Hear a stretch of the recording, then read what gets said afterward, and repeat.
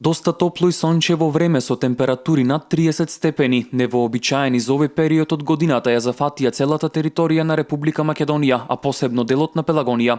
Од Управата за хидрометеоролошки работи информираат дека истото можеме да го очекуваме и утре. Температурните разлики во последните неколку денови се значителни, односно имаме нагло зголемување, што дополнително влијае на граѓаните. Предпладнево под влијание на сува и топла воздушна маса насекаде во земјава преовладува сончево и топло време, особено е топло во Пелагонија. Дува умерен повремено засилен ветер од западен правец кој во Пелагонија достигнува повремено до 50 км на час. Денеска највисоката температура на воздухот ќе се движи во интервалот од 28 до 34 степени.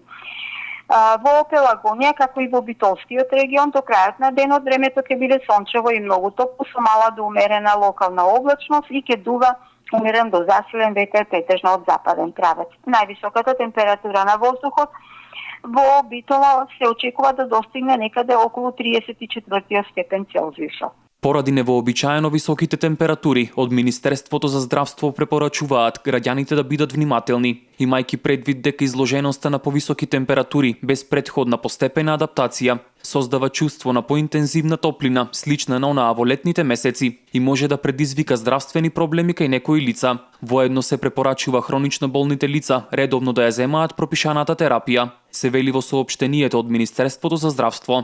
Сепак од УХМР најавуваат дека во текот на работната недела не очекува повторно заладување и тоа значително.